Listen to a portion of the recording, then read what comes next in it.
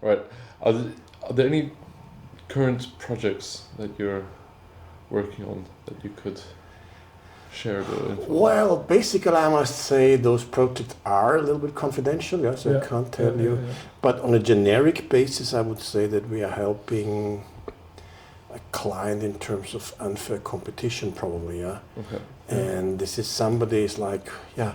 I think we're going to be touching base on this topic later on, yeah. So you have, for example, there's just some random company popping up in China who is using your trademark. Yeah. And who is pretending of a very close connections with you, Sure. yeah. But as a matter of fact, they don't have any kind of connection, yeah. And based upon this so-called connection, they are going to. They're following leads. They're approaching leads, and they're leads which you could actually be materializing. So, just to make it for our listeners a bit more clear, so what in fact are you talking about? What are those companies doing? Well, this is like heavy machinery and heavy industry, but what those companies are pretending is that they're having a very special connection, a very special relationship. They're out of your turf, yeah. They're part of the group, and based upon this information, saying we have all the knowledge they are having, because we're having like special authorization, and we're using their designs and everything. They are like approaching clients in Africa. Okay. Really? So using the technology, pretending to use the technology? For the time being, we're still a little bit unsure. Okay. But it could be that at least they're pretending they're using the technology. We don't know whether they have it, but they're pretending. So then maybe let's take this one. Scary. Maybe couple of steps back probably, because you talk now a bit more about technology, but if it's a basic brand, let's say you're an international brand and you want to enter the Chinese market, so how is it related to trademark issues, for instance? What are some key issues? Technology is very specific, so you say there are a lot of pretenders, but is this also in terms of brand IPs? Absolutely, especially if you're a well-known brand. So it could actually happen that people already registered your trademark, the trademark of your brand in China. Many years before, without even you knowing, at a certain time when you didn't even have any kind of business in China or with China. Can I ask, so how do they pick and choose, or do they just randomly take 100 of these non-entered Chinese brands? That's a good question. I never knew how they actually found out about our client and prospective clients and everyone.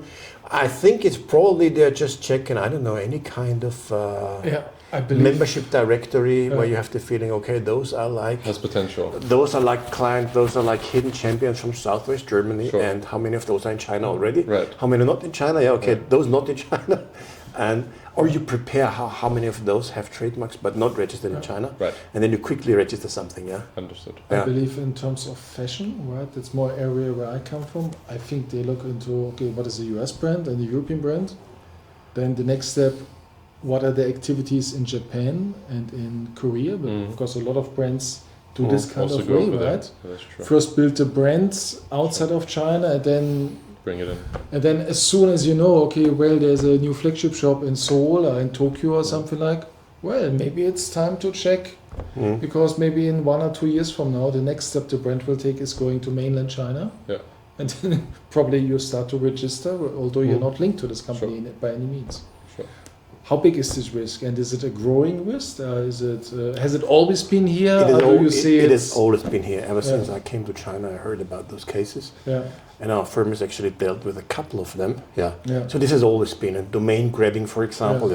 That people were like registering domains of foreign companies which have not been in China even.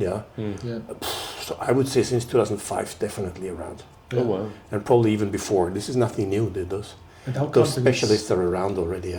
So what means there's specialists around? The people who are doing this, for a living. As a business. Okay. And in the next step, why I say specialists? Because in the next step, they normally address those companies and say, okay, guys, I registered your trademark in China. How much do you pay me if I transfer it back to you? Right. I don't know the prices actually which are on the table. But and if I knew them, I probably knew those prices from 2005 or something. But I think it's always it's considerable for them. Otherwise they wouldn't be doing it. Do the roles also reverse? Say if a Chinese brand company wanted to enter the Western market. Has cases like that ever happened where the Western market actually?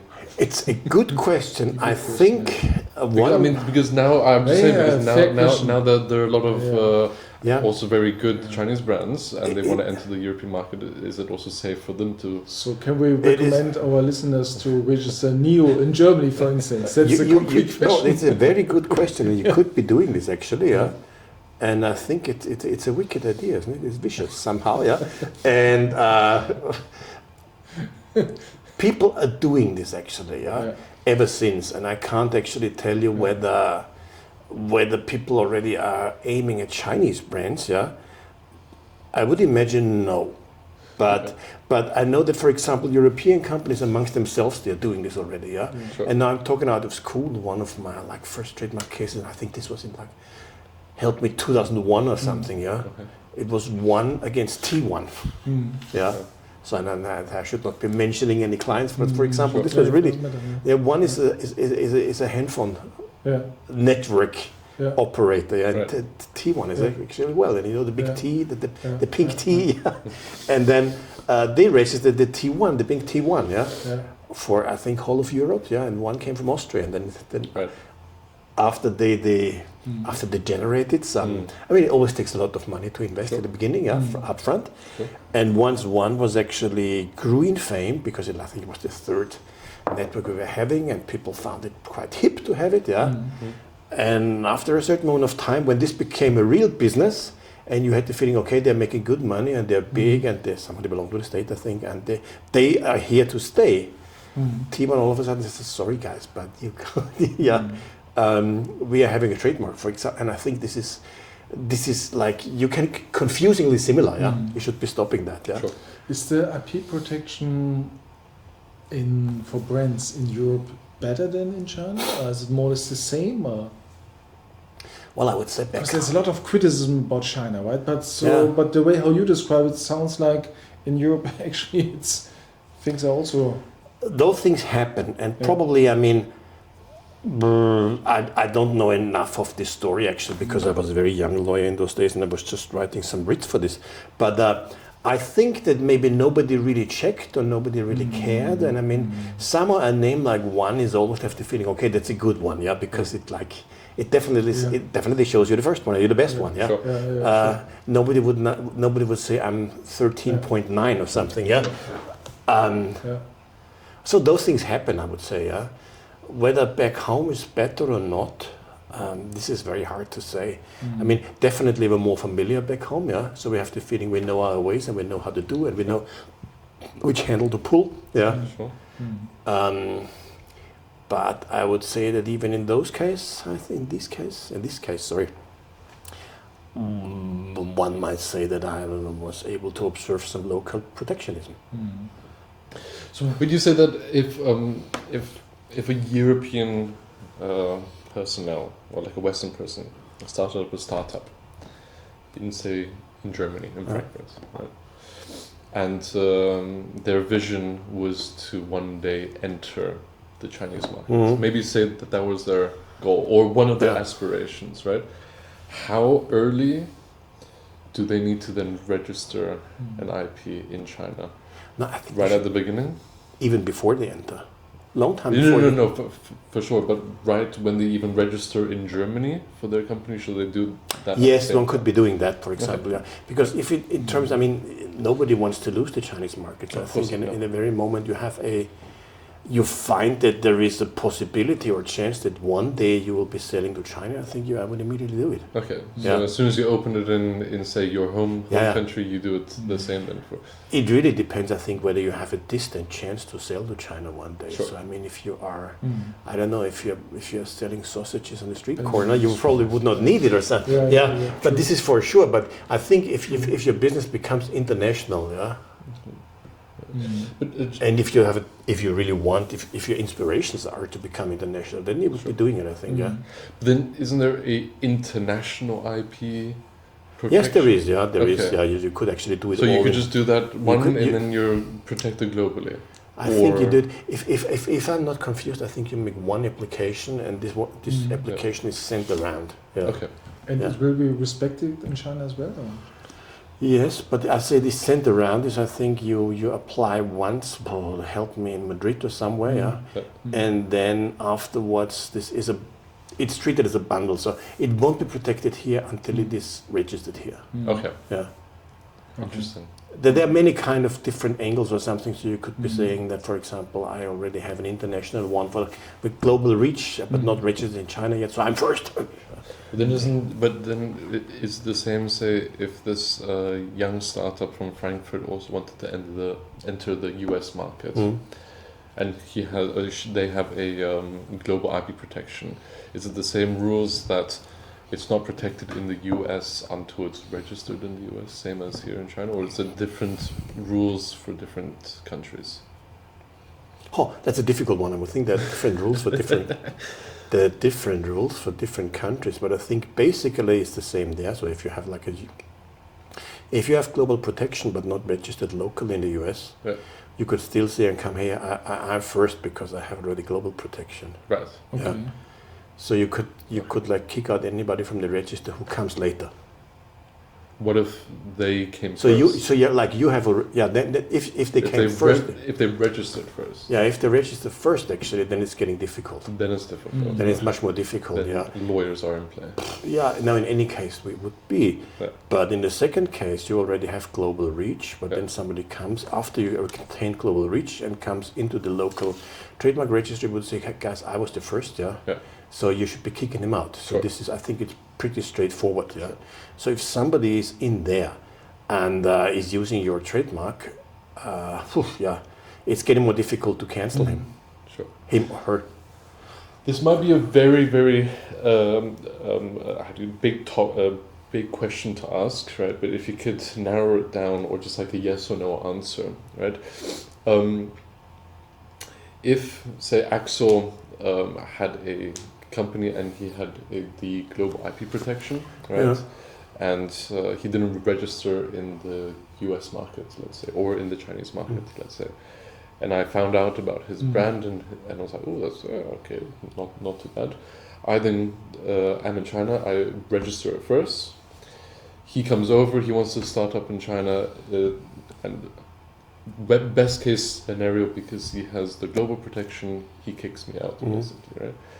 Can then he use, or does he have control over then the resources or the infrastructure that I built of his brand in said country? Help me, like what would you have built with it? Say he wants to start a phone company. Yeah. Right? Customers, for instance, right? Yeah. Customers, one infrastructure you have. Sure, but say like factory based, right? Yeah. And machinery, everything that I've invested in. Does that then transfer over to him because he was the original? No, I wouldn't say so. No, this belongs to you. Yeah, it belongs then to me. Yeah, but the trademark and the name of the brand is. So the trademark you can't use anymore. You can still produce the telephones, but you must use another IP. Basically. Correct. Yeah. Okay. I was just thinking that maybe because I stole you can then take back everything what I took. So how is it for instance a company setting up beverages, right, and says, okay, we want to go to the Chinese market, and maybe we test and try a bit. So we first set up in Hong Kong, right, and then we go into the mainland market. So Hong Kong law is China law? No, completely different. Completely different. Yeah, okay. Two legal systems. Okay. So means if you are registered in Hong Kong, you still need to register in China. Absolutely. Yeah. So China in this case means except Hong Kong, except Macau. Yeah, correct. Legally speaking, also except Taiwan and except Singapore. Except Taiwan. Yeah. Yeah, okay. that's right. So it's only clear. Okay. In terms of a jurisdiction. Yeah, in terms of jurisdiction. Interesting. Okay. Yeah. So what are some hints some advices you could give such company, except calling you, of course, but what are some you mean the ones who want to test out the beverage, for example, yeah? They are not a Volkswagen, they are not a Adidas, they are a small, solid company, they want to expand their business into the Chinese market. So what easy advice, easy tip, easy hint, of course, getting some advice, yeah? First, how you want to structure the business, what are the requirements. My feeling is actually if you just want to export your beverage into China, I mean there's lots of red tape around it. Sure, that's there's lots of documentation requirements. But once you have them, you could be exporting to China. But normally, I think it's even legally required. You have to appoint a general importer here. Correct. Yeah. And this general importer is basically the guy on the ground. And if something is happening with your beverage, they're coming after him first. Yeah. And it's okay. It's good, and definitely some people might have the feeling it narrows them down in terms of a choice. Other people have the feeling okay, but if really something is happening, those people they're around, they're well connected. They know what to do. They have been through that before. Yeah. Like for example, I remember once a client who found actually because we're talking about beverages, no, like everything was fine, everything was tested, everything was hygienic, clean. But all of a sudden they found actually some kind of a fungus in those, in the bottles after you open them up. And of course then the questions come around and say what to do now. Yeah? Should I take them off the shelves? Yeah? Sure. And it's basically, I think you have to make a decision very, very, very, very quickly. And if you really take it off the shelves, you would have to think, I think in 2 national newspapers, you have to tell people that this product is off the shelves, Sure. which is probably torpedoing and sabotaging all your efforts from the last years. Yeah. And I remember actually, and somehow they also had the feeling, well, but we were selling through people through those shops actually, yeah, who have these electronic cashiers, yeah, where you actually see every buyer he was paying with WeChat. You can really find out who bought this product, yeah, and you could actually call them up and say, please, if something happens, don't drink it, come, we give you a new one, yeah. This was possible actually, yeah. So they said, well, why on earth should we be taking it down from the shelves? Right. And then they asked the local general importer, and he said, yes, I don't want to make such a big fuss out of it because those things happen, yeah. We were doing our homework all together, and I think in those days it was just bind it over to me and I'll deal with it. And he basically said the same thing. We can call those people one by one, yeah. Because in the majority of the cases, nobody opens our bottle, sees the fungus, and says, there's a fungus, I drink this now. No, normally they pour it into the toilet, they're angry, they go back to the shop, yeah. And then say, well, if we inform those shops to give them 2 new bottles for everyone which is rotten, and say, sorry, it should be okay, yeah. And most importantly, they also fix the recipe or fix their hygiene. Yeah. Okay, that's good. But I think that's a very interesting point because a lot of companies basically, or brands, right, they think about go-to-market strategy and then greed seeding, marketing, and this. But IP protection, for instance, is somebody, I think it's almost forgotten sometimes, right? Can you say that?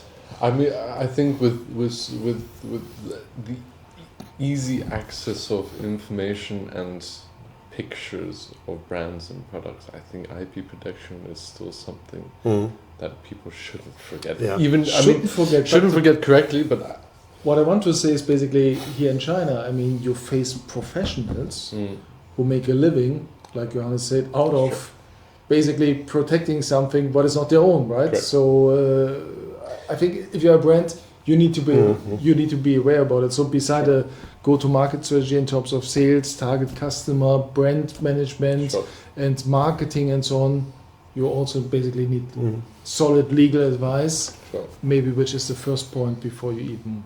Sure. And any founder who doesn't think about IP protection shouldn't be a founder.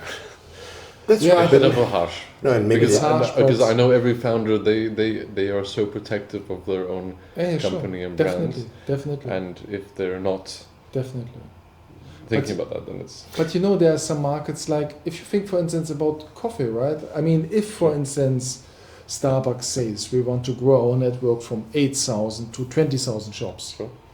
I mean, you don't need to be very smart to understand that the coffee market is a growing market in China, right? Correct. So theoretically, a lot of people would think, well, let's look what are the coffee brands in Europe and in US and in Korea, in Japan, and maybe in other neighboring markets. And let's see if we can secure some IP rights for ourselves, because maybe in 1 or 2 years they might enter the market. Sure. I mean, Starbucks, I think, is a good example because they do have all brands. I know, but based on their expansion strategy, you understand there's a lot of growth potential without even you. Correct. And so you can think about, well, maybe I register for myself 2 or 3 international coffee brands. Jacob's Coffee, for instance, from Germany, Chibo from Germany, whatever, right? I mean, I don't want to give you some advice, but I mean, some people might think so. Yeah. Unfortunately. No, I think if you're really making some business and you have a mark and a trademark, then you would probably want to protect it. Yeah. If you take yourself serious and your business starts to gain traction, then you would protect it. That's true. Because very aggressive market, and even if you're protected, as we know, there are a lot of copycats in the Asian markets. That's true. If you go to Pinduoduo, and I remember when I worked for Adidas, we had several 10,000 fake shops on Chinese online channels because they just use the IP without paying anything, right? So. No, I've discovered as well fake branded notebooks from Deutsche 1917. Right? I mean, artwork, the banderole, the print, right? Style, sure. Very similar. Quality is shit. Sure. But for sure, they can sell at a higher price point, even if the quality is not good. No, they sell it at a very cheap price. So I was number one, like cool that someone thinks worth actually manufacturing with our logos. I was like, awesome. Yeah. On the side, I was like, okay, that's also a bit scary.